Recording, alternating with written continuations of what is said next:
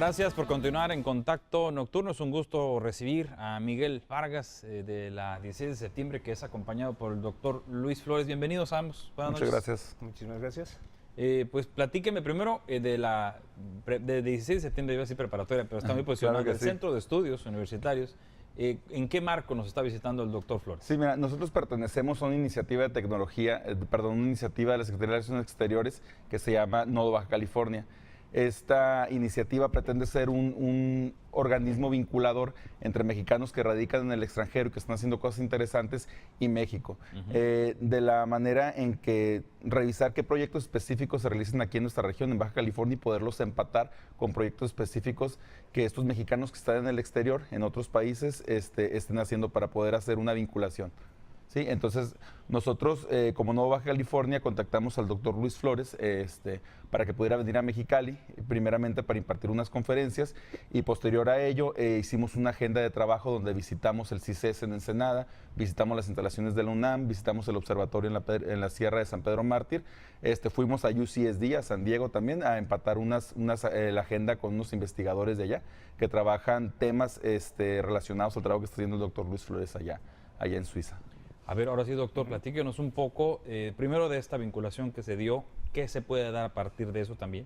Ok, pues bueno, mira, la vinculación es, además, si me permites agregar un poquito sobre la Red Global de Mexicanos Calificados en el Exterior, que es una iniciativa desde hace tiempo de la Secretaría de Relaciones Exteriores, con la que se intenta precisamente hacer esta vinculación con los mexicanos que fuera buscamos formas de apoyar a México y apoyar iniciativas, negocios, academia, en fin.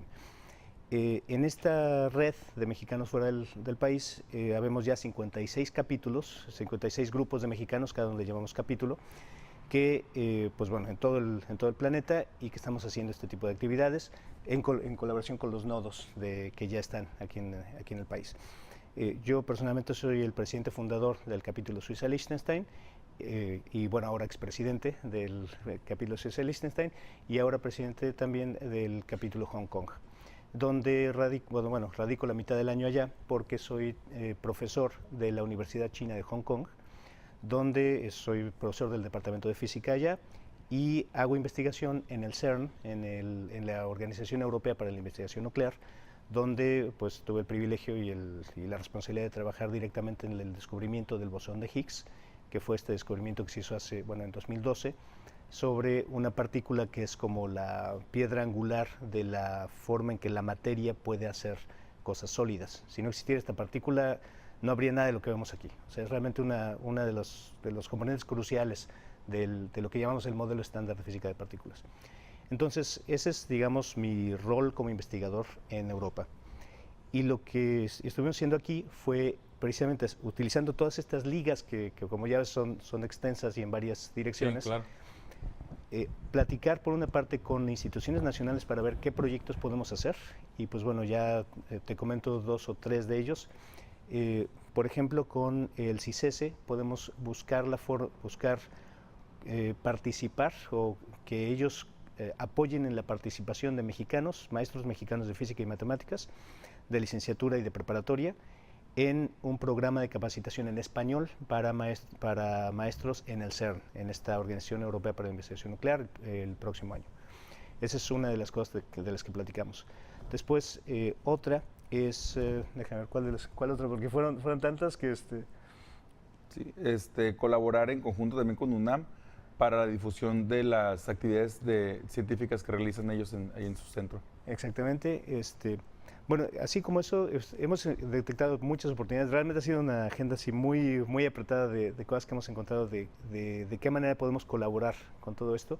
Por ejemplo, en UCSD platicamos con varios de los investigadores que están ya, bueno, ahí trabajando, para ver cómo podemos traer estudiantes mexicanos de todo el país a colaborar directamente con estos investigadores en un programa que ya está funcionando allá, pero ahora con, digamos, en áreas que son técnicamente muy de frontera, y con apoyo del Nodo Baja California, con esta interacción con el capítulo Suiza de la Red de Talentos, y trabajando en cosas de física de partículas, de cómputo de alto desempeño, de nanotecnología, de energías renovables y de y bueno, algunas otras que empezamos a platicar y que vamos a explorar adicionalmente.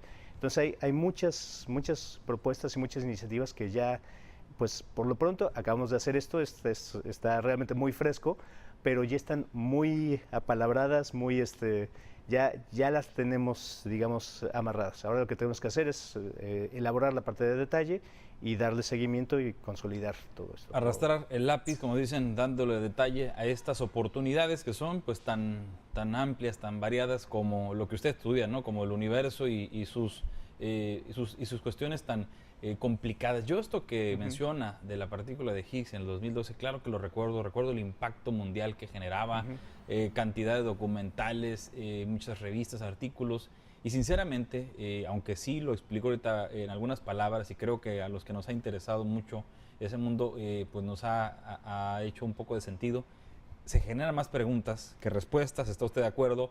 No nomás para la comunidad científica, para la sociedad en general. Me gustaría, y aprovechando que es un mexicano que participó de tan notable conclusión de la ciencia en esa ruta, que nos lo explique un poco más.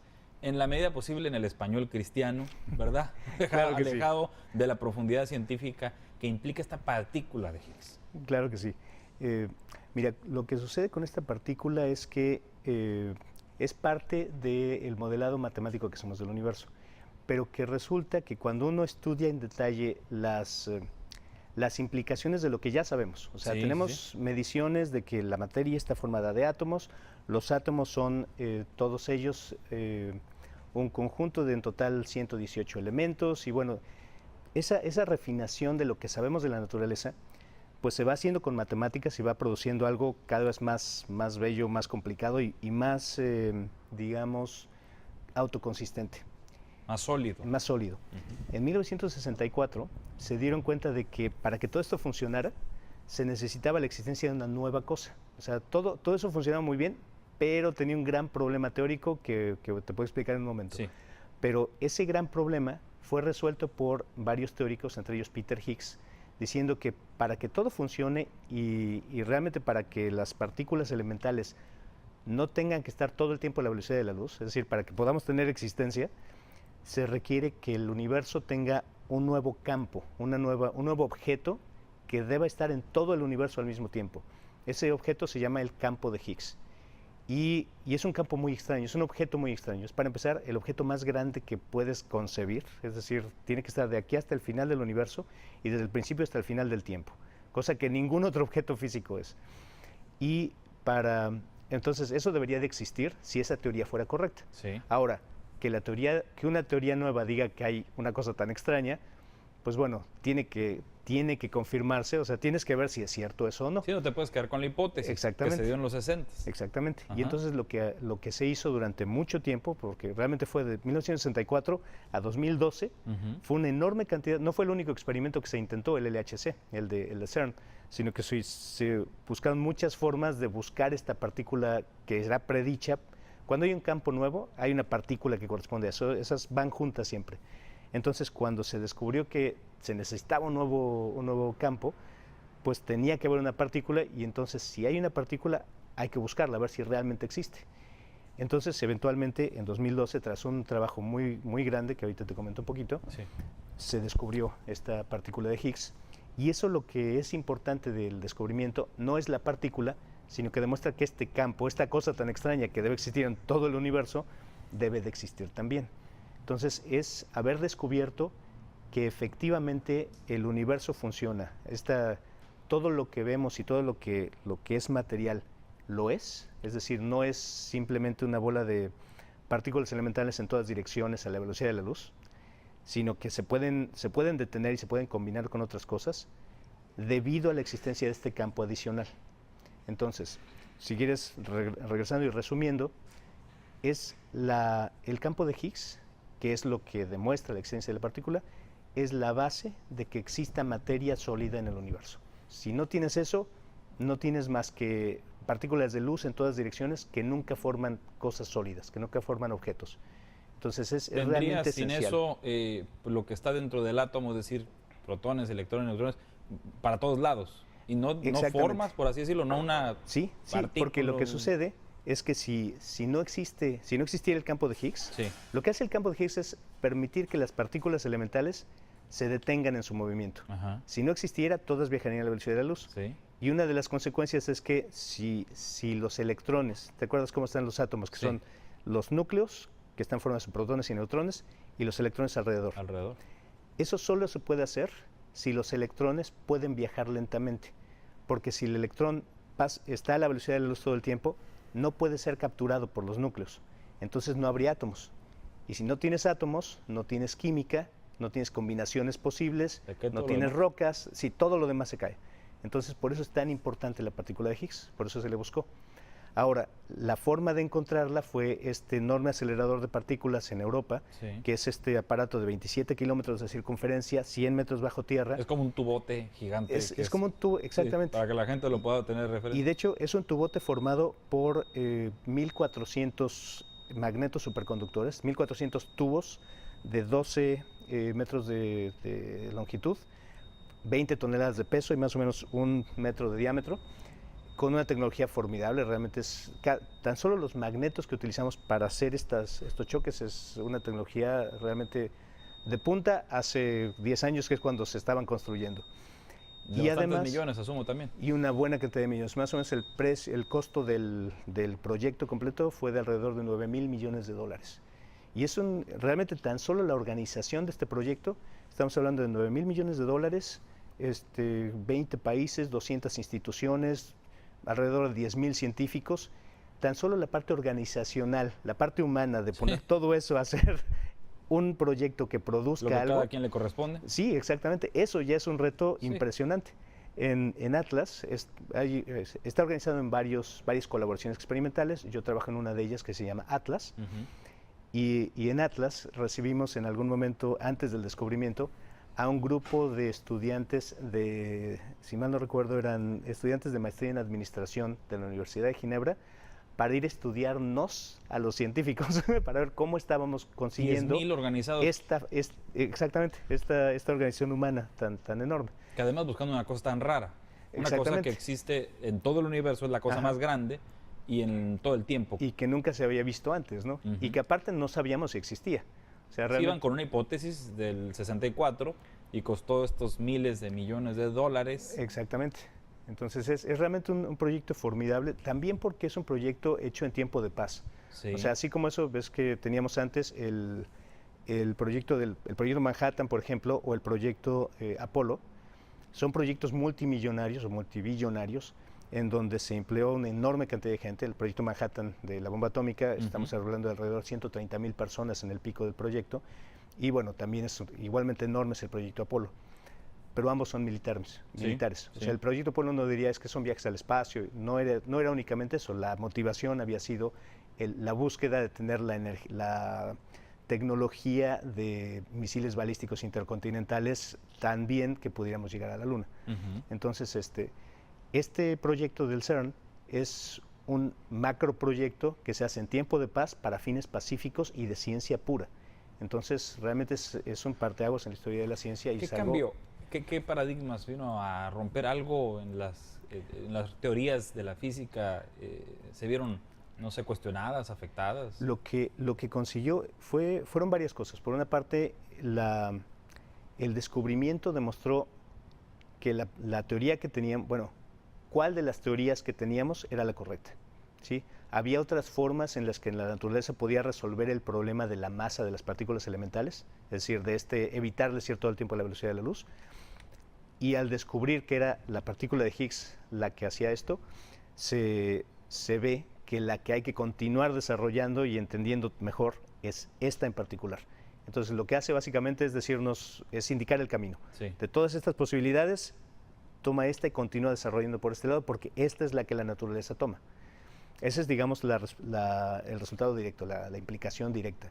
Por otro lado, tenemos también que todas las tecnologías que se van desarrollando en el camino, pues tienen aplicaciones en muchas otras cosas. Por ejemplo, la tecnología de aceleradores se utiliza actualmente para tratamiento del cáncer por medios mucho mejores que la radiación. La tecnología de detectores termina en los escáneres aeroportuarios, que hacen mucho más sencilla el paso de gente, mercancía y demás. Las tecnologías de comunicaciones también se mejoran muchísimo. La tecnología para hacer los estudios de estos choques, para encontrar una partícula nueva, ya conocemos tanto de todas estas partículas que las partículas que no hemos visto son las que se producen una en cada 1.000 millones de colisiones. Entonces tienes que hacer millones de colisiones, así literalmente, para tener suficientes para ver estas partículas que no habíamos visto antes. Y el proceso de eso requiere una enorme cantidad de cómputo. Entonces, también algo que se impulsó enormemente con este proyecto fueron los sistemas operativos que permiten cómputo masivo, y de ahí eso empujó mucho y desarrolló más rápidamente las tecnologías de nubes. Si todo lo que se está haciendo ahora de computación de alto desempeño en nubes como Amazon y Google y demás, fueron empujados en muy buena parte por los proyectos de este tipo de física. Entonces, si te das cuenta, hay una enorme cantidad de resultados que van saliendo, para la humanidad. se van quedando exactamente para todos nosotros. Uno que bueno, no podemos sustraernos de él es Internet. Internet nació de la Organización Europea para la Investigación Nuclear en la búsqueda por encontrar una forma más eficiente de comunicar los resultados científicos entre miles de investigadores. Si no hubiéramos desarrollado eso, el hacer un nuevo descubrimiento y pedirles a toda la colaboración de 10,000 personas que nos digan qué piensan, que hagamos la revisión del artículo, sí, hubiera sido una cosa de años. Sí, claro. Entonces salió de ahí y pues bueno, eso ha revolucionado también. De aquí que te mando por correo físico, lo puede revisar, doctor, exactamente, 10,000 veces. Exactamente. Entonces eso también salió de ahí, y eso es algo que ha cambiado nuestra vida en muchísimos aspectos, ¿no? Ya tenemos, todo el mundo estamos utilizando Internet de manera, pues, muy profusa todo el tiempo. Entonces, todo esto son también derramas que vienen de este tipo de investigación. Y una cosa adicional es que la investigación básica, si bien ahorita en este momento no sabemos qué vamos a hacer con el Higgs, o sea, no es algo que en este momento podamos utilizar para, no sé, hacer levitación magnética o alguna cosa así que ya podamos usar. Sin embargo,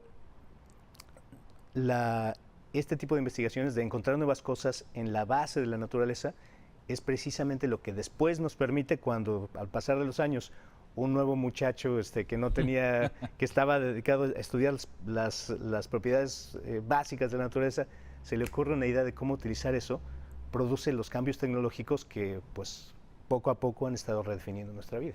¿Qué se piensa que puede hacer? Me queda claro que están en eso, pero las hipótesis, ¿cuáles son? ¿Usted cuáles le suenan más que se pueda desarrollar con esta partícula? También conocida como la partícula de Dios, decía por ahí. Exactamente. Mira, eso de la partícula de Dios, hay muchos físicos a los que le cae muy gordo. Me imagino. Sí, porque la razón de que se le diga partícula de Dios es que cuando se hubo un físico que escribió un libro al respecto, sí, que le puso ese nombre porque en el libro él hablaba sobre la partícula, bueno, decía que esa era the goddamn particle, que nadie puede encontrar. Es que él hablaba en el libro de que era muy difícil de encontrar. Y entonces él le quería poner al libro The Goddamn Particle, porque es demasiado difícil de hallar. Goddamn, es como que... Sí, y entonces lo que le dijo el editor es, ¿sabes qué? Esto va a ofender a mucha gente, bótale el damn.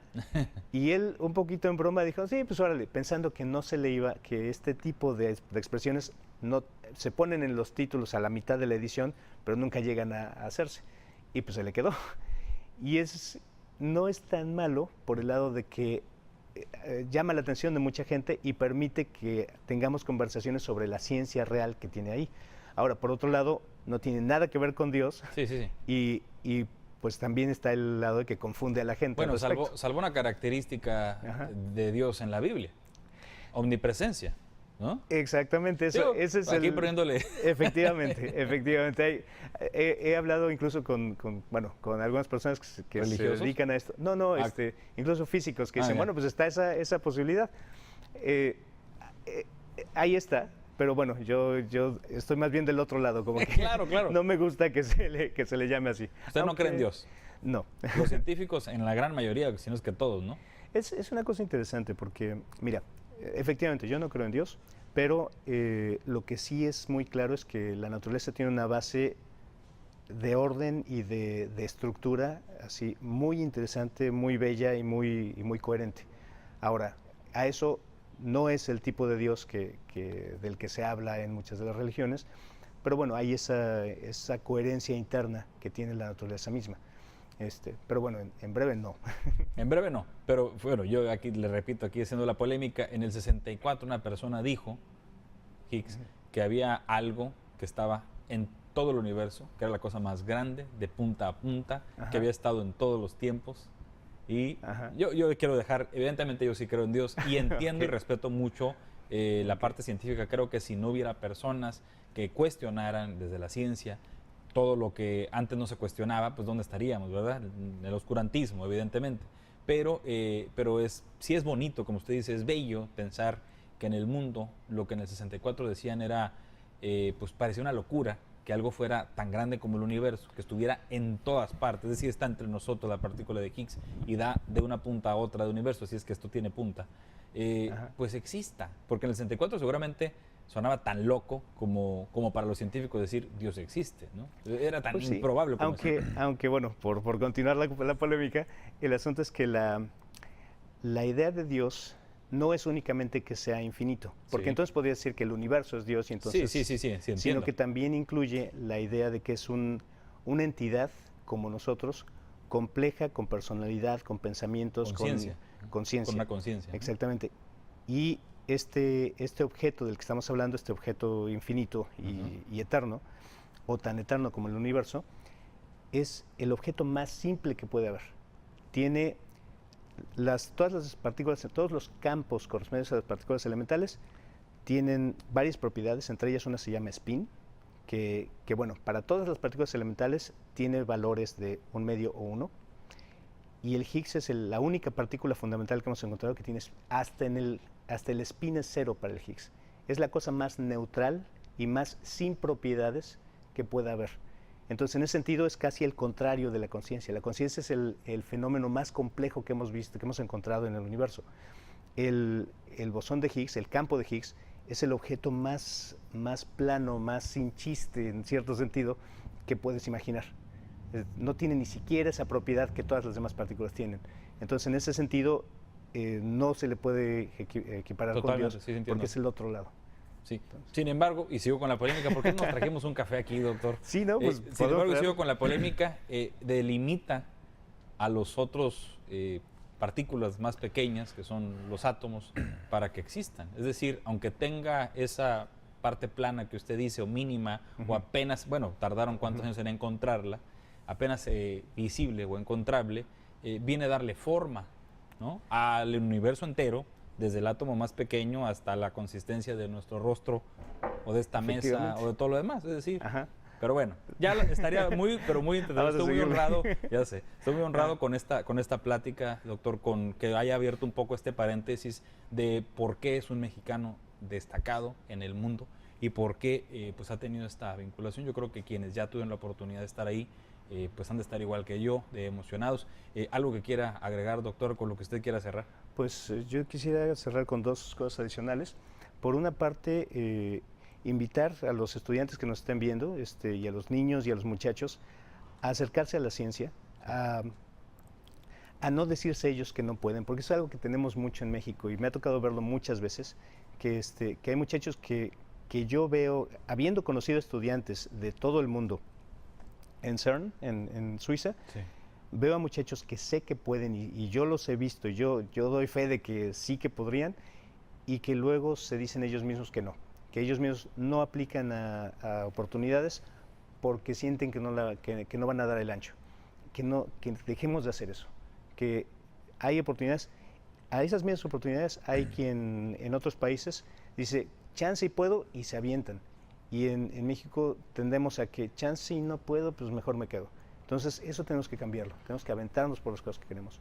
Y la otra es comentar que mucho de este tipo de arrojo y de ganas y demás es lo que vemos en esta red global de mexicanos y en los nodos que tenemos aquí, precisamente para cerrar proyectos y buscar cómo echar a andar con esa actitud de vamos y sí podemos, proyectos con los que podamos hacer más contacto con instituciones vaya, oportunidades y demás de fuera de México y también de dentro de México con los nodos que tenemos en la red. Yo creo que usted da muestra en vida de lo que dice y creo que son mejor las acciones, ¿no? Se dice que el ejemplo arrastra y usted está arrastrando a muchos jóvenes, como Miguel mismo de este Centro de Estudios Universitarios, pero además a gente que ahorita lo está viendo. Yo espero también que tomen ese consejo tanto de acercarse a la ciencia como del sí se puede, porque pues la muestra es más clara y le agradezco mucho, nos sentimos muy honrados con que esté aquí en los estudios de Canal 66. Miguel. Sí, pues agradecer el espacio para darle difusión a los científicos que están poniendo el nombre de México en alto a nivel mundial y comentarles que el Nova California, en colaboración con Centro de Estudios Universitarios 16 de septiembre, vamos a seguir impulsando y le vamos a seguir dando difusión a todas esas actividades que realiza la Red Global de Mexicanos Altamente Calificados en el extranjero, tratando de seguir invitando investigadores, seguir invitando profesores para acá, para la región, para poder empatar proyectos y para que se dé a conocer el trabajo que realizan fuera de México. Muy bien, le agradezco mucho, Miguel. Muchas gracias. Por compartirnos esta experiencia. Doctor, gracias. Muchísimas gracias. Es un honor tenerlo aquí y de verdad que siga siendo ese ejemplo y que siga arrastrando a mexicanos con la vía de ese ejemplo a cosas tan grandes como de las cuales usted ya forma parte. Muchísimas gracias. Gracias. Gracias a usted también. Vamos a hacer una pausa rapidísima y regresamos.